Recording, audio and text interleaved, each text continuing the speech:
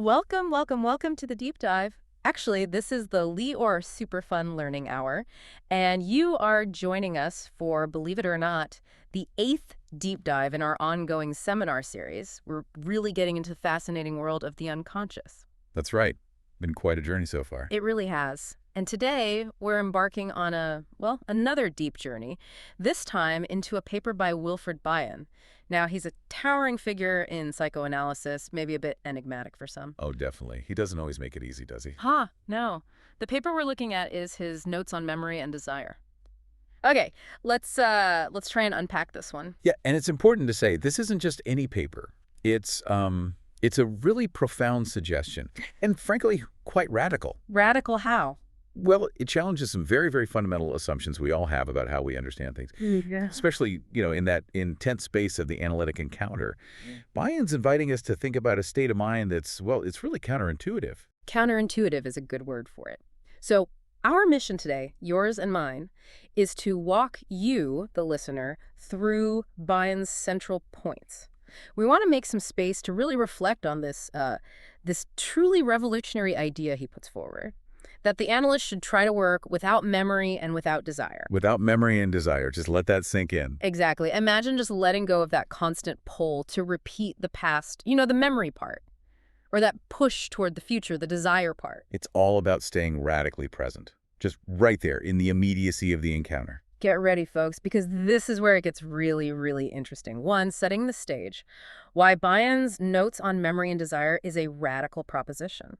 Okay, so to really get why Bion's Notes on Memory and Desire felt so radical, and maybe still does, we kind of have to start with something basic. Right, like how much memory and desire influence us all the time. Yeah, exactly. And often without us even noticing, right? That unwitting influence. Just think about your own mind, like right now or any moment. How often does something new happen, a situation, a face you see, something someone says, and bang, it triggers a memory? Constantly. It's almost automatic. It is. You meet someone new, maybe they make a gesture, and suddenly you're reminded of, I don't know, an old friend or maybe someone you had a falling out with. And just like that, your perception of this brand new person, it's already colored, isn't it? Absolutely.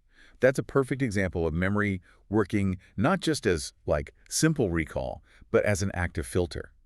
Bion actually describes memory, and this is key, not as some neutral filing cabinet we dip into. Right. He calls it an unwitting, misleading device of interface. Wow. Misleading device. Yeah, it's like we're looking through this pre-programmed lens shaped by everything that's happened before. Yeah. And he argues this lens, it influences our unconscious, sure, but it actively gets in the way of what he calls dispassionate observation. So instead of seeing what's actually there right now, We see what fits with or looks like what was there before. It distorts our judgment, and not by, telling outright lies, but through selection and suppression of material. It highlights certain things, pushes others into the background, all based on past experiences. okay, so that's memory. And desire then. You said it works in a similar way. Very similar.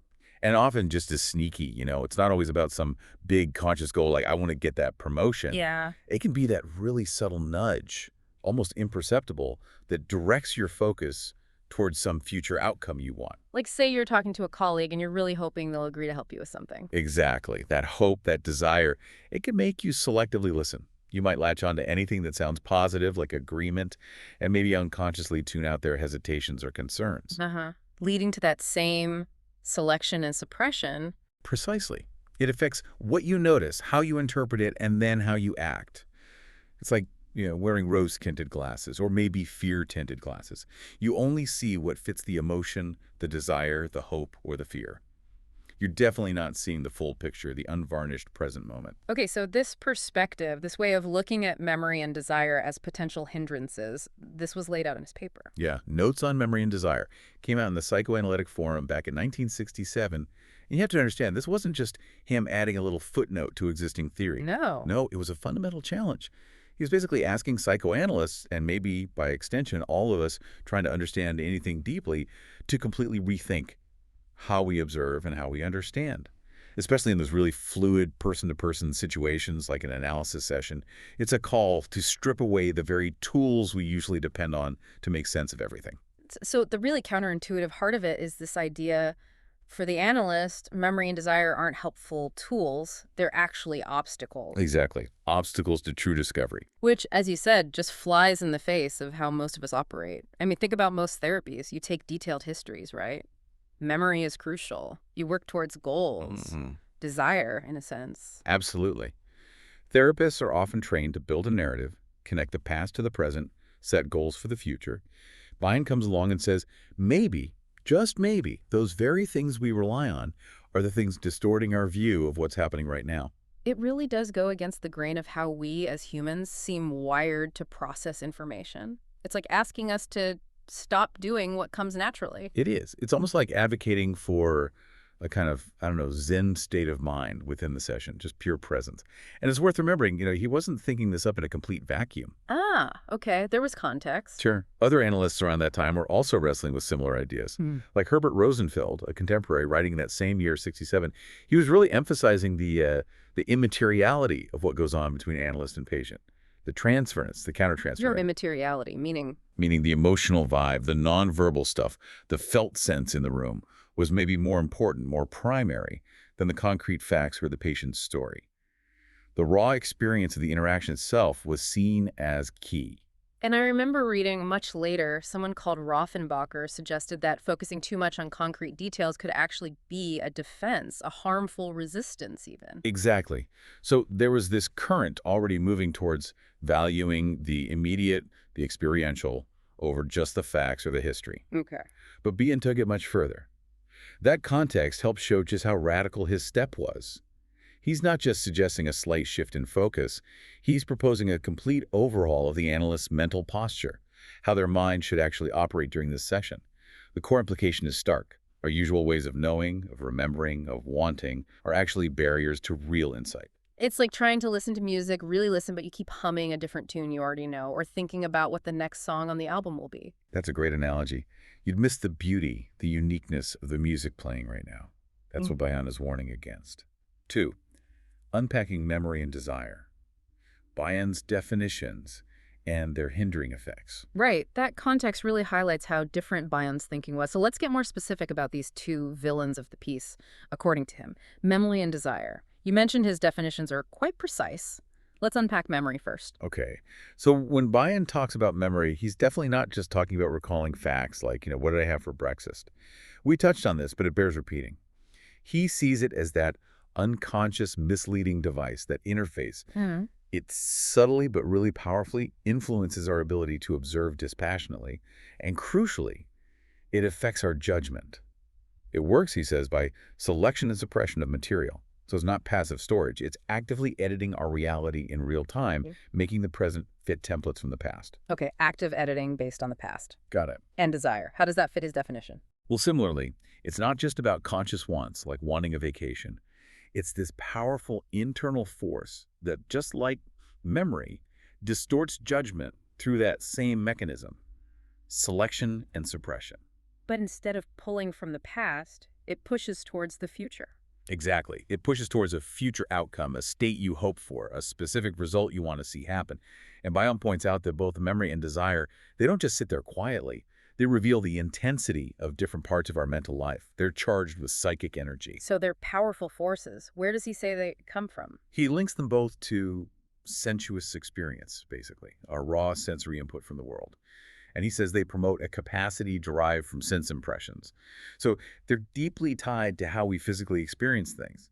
But then they take that raw input and they warp it. Warp it through the filters of past and future. Right, like that musician analogy again. Instead of just hearing the music now, they're constantly comparing it to old recordings, memory, or trying to guess the next note, desire. They miss the immediate unfolding thing itself. So, they both stem from sensory experience, but they pull us away from the present sensory experience. What's the crucial distinction Bion makes, then, between how they operate and what's really important in the analysis? It seems to be all about time, right? Past, future versus now. That's absolutely central. Memory and desire, even though they deal with sense impressions, are fundamentally tangled up with time in a way Bion sees as unhelpful, even damaging, to the process of discovery and analysis. Right. Memory obviously is about what has happened. It keeps tethering us to the past, making us interpret through that lens. Right. Desire, meanwhile, is all about what is yet to happen or what will happen. It pulls us into the future, coloring the present moment with hopes, fears, expectations. Okay, so they anchor us in the past and future, but Bion says, Bion states it really clearly, very emphatically. Psychoanalytic observations are connected to what is happening, not what has happened, nor what will happen. wow, only what is happening. Yes.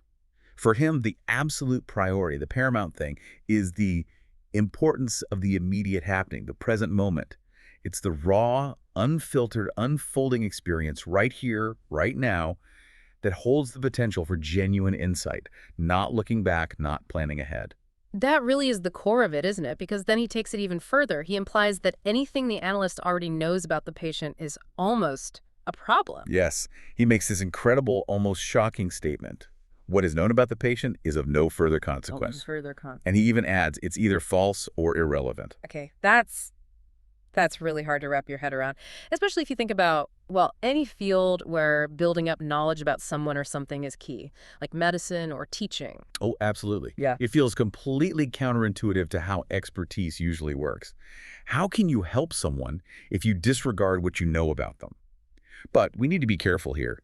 Bion isn't saying throw out all knowledge forever. He's describing a very specific mental discipline for the moment of observation within the session. Ah, okay. It's about the state of mind during the observation. Precisely. If something is already known by the analyst, if it's already been labeled, understood, filed away mentally, Bion suggests it's not fresh data anymore.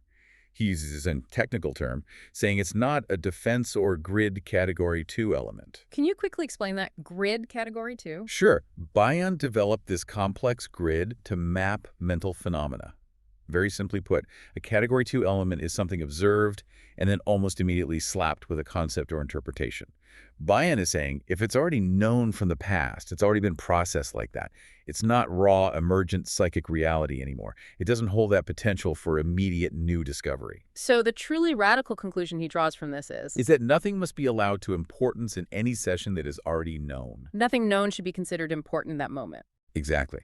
He's making a powerful case that it's the unknown part of what you observe, the new thing, the unexpected flicker, the thing that doesn't fit. That's where the real significance lies. It totally challenges the idea that understanding is built layer by layer on a foundation of established facts or history. He's saying what you think you know can actually blind you to what is really happening now. It's like a scientist needing to be ready for an experiment to completely disprove their hypothesis, not just confirm it. Exactly, that kind of openness. Yeah. An openness to being completely surprised, to having your assumptions overturned. Yeah. 3, the analytic posture. Embracing O and the immediacy of experience. Okay, so if all that knowledge you've built up, all the memories of past sessions, all the hopes for where the therapy might go if those are actually hindrances, then what is the analyst supposed to do? What's the right mental posture? It sounds incredibly passive or maybe just impossible. Well, it's definitely not passive. It's incredibly active mentally, just in a different way. This brings us to one of Bion's most famous and perhaps most mysterious concepts. Ah, yes. Oh, ultimate reality. Something like that. O represents the ultimate truth or reality of the analytic situation, the thing in itself that's being experienced before it gets conceptualized or filtered. It's more a state of being in touch with that reality rather than knowing about it intellectually. Okay. And to achieve a state of mind where you can even begin to approach O, Bion says the analyst must abandon notes, memory, and desire. He's emphatic. These aren't just like distractions you try to ignore. He says they actively preclude propitious discovery. They literally block the path. They block the path to the kind of deep, emergent insight he believes is possible. So it's a fundamental shift he's calling for, away from the cognitive mode applying theories, remembering facts towards an experiential mode being totally present and receptive to whatever's unfolding, allowing O to sort of reveal itself. Like trying to quiet the mental chatter in meditation, maybe, to just observe. That's a very good parallel, quieting the internal noise of memory and desire to perceive something more fundamental. So let's break that down practically. Desire in practice, what does that look like? No agenda at all. Pretty much. No agenda, no expectations, no thinking, oh, I hope the patient gets this insight today, or I really want them to overcome this symptom soon. Bion's instruction is crystal clear. Do not let memory and desire preclude propitious discovery. Right. Which means, he says, no plans, no expectations, no desire for a specific cure or even administration. The analyst isn't there to administer a treatment in the usual sense, They're there to simply be present, completely open, without trying to steer things in any particular direction. That feels so different from almost any professional interaction where there's usually some goal, some desired outcome. It really is, and that's why it's so radical. Think about having a conversation where you genuinely have no desired outcome. You're just there to listen, to experience the other person's words as they emerge, without trying to fix anything or offer advice unless asked. That kind of pure presence is the aim. Okay. And memory in practice. You said it was literal. Yeah, the instruction is that the analyst must not remember past sessions. Well, it's not about inducing amnesia, obviously. It's about an active mental discipline, not allowing patterns, interpretations, or narratives from previous sessions to dictate how you perceive or react in the current moment. Each session needs to be approached with a kind of radical freshness, as if it's the first time you're encountering this particular configuration of psychic reality. So you can see what's actually emerging now, not what you expect based on last week. Exactly. It frees up your perception. Okay, if you're ditching memory and desire, what guides you? What are you supposed to be tuning into? It sounds less intellectual and more feeling-based. That's absolutely it. It becomes intensely personal, deeply experiential for the analyst. Bion states, every impulse from the patient should become part of the analyst's emotional experience. Become part of their emotional experience, not just observed but felt. Felt. It's not about intellectually understanding the words. It's about a direct, felt emotional resonance within the analysts themselves. They're using their own internal state, their emotional landscape, as the primary instrument, the sensor, for what's unfolding in the patient and in the space between them. Wow. And this emotional experience, Bion says, is the single most important event in which propitious discovery can be observed. It literally becomes the primary guide, the compass pointing towards O. So your own gut feeling, your emotional reaction, becomes the main data point. In a highly disciplined way, yes. And for this to work, he uses those really strong words. The analyst must be unscrupulous and the patient shameless. Right, those words jumped out earlier. Unscrupulous and shameless. Can you unpack those? They sound almost negative. Yeah, they're provocative, aren't they? But he doesn't mean them in a moral or social sense. To be unscrupulous here means the analyst needs to be free from the usual scruples, the conventional constraints, intellectual, ethical, theoretical, that might prevent them from directly experiencing the raw emotional impact of the patient. It's about letting go of what you think you should be thinking or feeling, or what the textbook says, and just allowing the encounter to happen. Okay, so unscrupulous means intellectually and emotionally open, shedding preconceptions. Exactly. And for the patient to be shameless, it means they need to feel free enough to express whatever comes up, without censoring themselves, without worrying about judgment, without trying to present a good or coherent picture. It requires a shared commitment to this radical openness and vulnerability. So both have to let go of the usual defenses. Yes, to allow that unfiltered, unmediated experience to emerge and, crucially, to be registered within the analyst's emotional self. That makes a lot more sense now. It's about stripping away the usual layers. And if the analyst is in this state, this raw, receptive emotional state, it implies the session itself isn't a neat, structured event. Not at all. Bion sees this session as being in a constant state of flux. Analysis, in this view, isn't about imposing order or finding a neat pattern. It's about witnessing change, often unpredictable change. He says, the pattern of analysis will change. So how do you even measure progress then, if it's not about reaching a specific goal? Well, this is interesting. Progress isn't measured by symptom reduction in the usual way, but by the increased number of strips of moods, ideas, and attitudes observed in each session. More strips, meaning more complexity, more nuance. Exactly. It suggests the analyst is apprehending a richer, more detailed, more dynamic present moment. It's about deepening the awareness of the immediate what is, not about marching towards a predefined endpoint. And he insists this procedure, this state of mind, should be started at once and not abandoned on any pretext. It requires constant effort. And you mentioned something about patience, or abandoning patience. Yes, he says the analyst must be shameless in abandoning the patience needed to endure the tempo of the analytic process. Which sounds odd, but I think he means resisting the urge to rush things, to push for answers, to intervene too soon, or to force things into making sense prematurely. You have to surrender to the natural rhythm of psychic unfolding, however slow or confusing it might seem.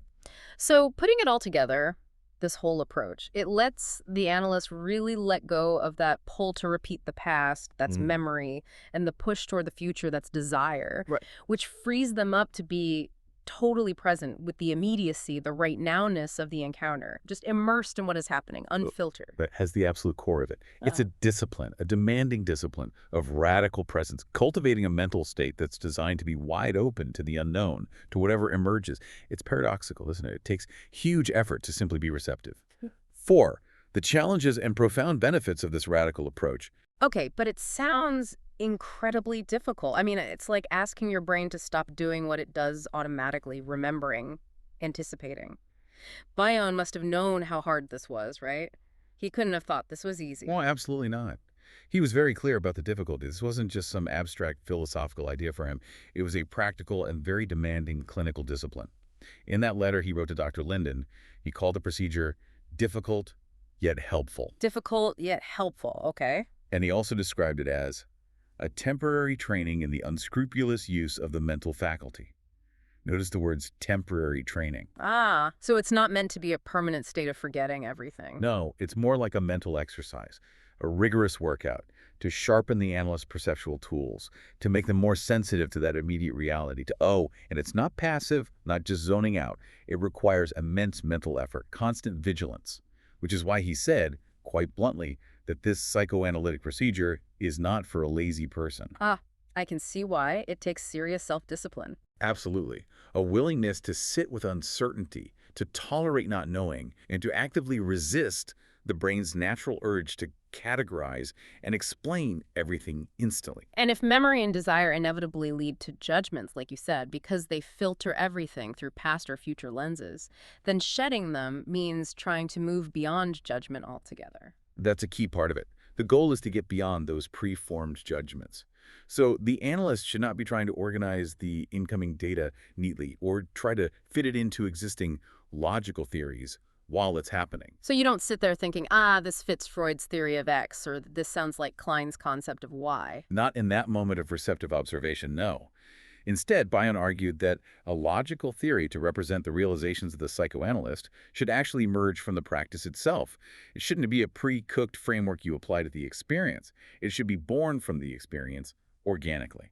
Wow, so the understanding grows out of the encounter, rather than being imposed on it. Precisely. This is how he believed unconscious objectivity could be evolved by the analyst during this section. It's not something brought in from outside, from books or training, although that background knowledge exists somewhere.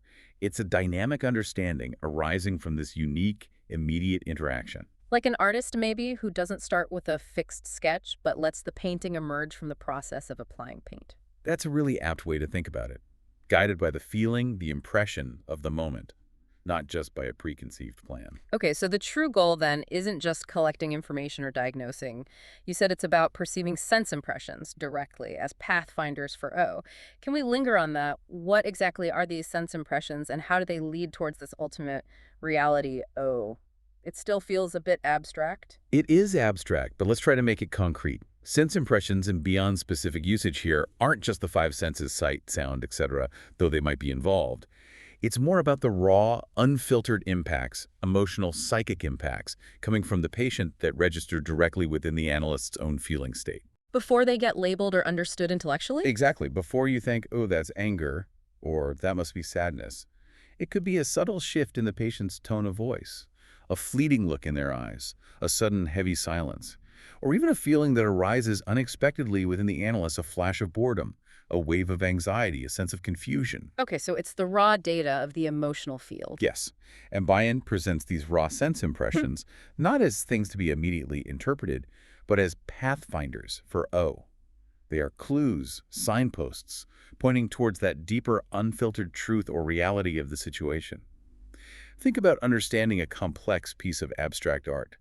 You don't just analyze the shapes and colors intellectually. You let the feeling of it, the atmosphere it creates, wash over you. That felt sense is closer to what Bion means by a sense impression guiding you toward O. Oh, the whole practice of working without memory and desire is like clearing the decks. Exactly. Clearing the mental clutter, quieting the noise, so you can become sensitive enough to perceive these subtle pathfinders. It's a discipline designed to prepare the analyst for that direct, unmediated apprehension of psychic reality, of O. This really does have huge implications, doesn't it? Not just for analysis, but for how we think about connection, about knowledge itself. It even challenges the usual idea of rapport, right? Like, building rapport often means finding common ground, sharing understanding based on memory. It absolutely challenges that. Yeah. Bion seemed to hope that his idea of rapport, which sounds more like a deep, non-judgmental emotional resonance, a kind of pure empathic attunement to the immediate moment, would eventually be accepted. It's not connection built on shared history or intellectual agreement.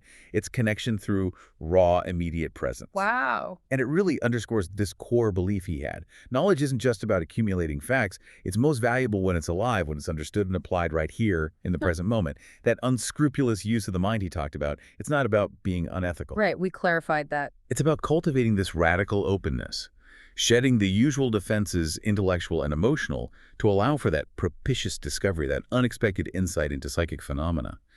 And ultimately, the goal is to move towards an unmistakable objectivity, an understanding that isn't clouded by the analyst's own past or wishes, but arises directly from the encounter itself. A direct, unmediated encounter with reality as it unfolds in that room, offering the purest possible form of insight. That's the incredibly high bar he sets.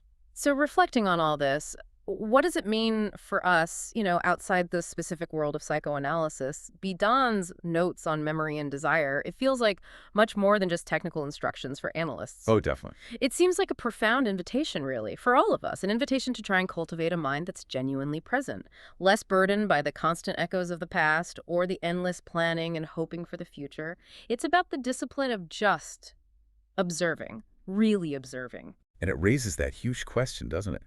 If the analyst needs to work without memory and without desire, to be truly present and open to what's emerging, what could that approach offer in other areas of life? How might we all benefit, even just a little, from trying to shed our reliance on what we think we already know or what we desperately hope will happen? Yeah. What if we could engage more often with the sheer immediacy of what is, right in front of us? Imagine a doctor, just for a moment, truly listening to a patient's story without instantly jumping to diagnostic categories based on past cases. Or a teacher seeing a student struggle, maybe, without immediately thinking about their past grades or worrying about future test scores, just seeing the struggle now. Or even a parent listening to their child, trying to hear them without automatically filtering it through their own childhood memories or their hopes and fears for the child's future. That's a really powerful thought to sit with. Can you imagine the kind of clarity that might bring, the genuine connection, the unexpected things you might learn, or see if you could apply even like a tiny fraction of Bion's radical suggestion to just our everyday interactions, our learning, our whole way of being? It really is about letting go, isn't it? Letting go of our usual mental anchors to truly experience what's happening. Letting go to truly experience. Wow. Well, that was a fantastic, really mind-bending deep dive today into Bion's revolutionary ideas. Thank you for unpacking that. My pleasure. It's challenging stuff, but incredibly rewarding to think about. Absolutely. So until next time, everyone, keep exploring, keep questioning, and keep diving deep.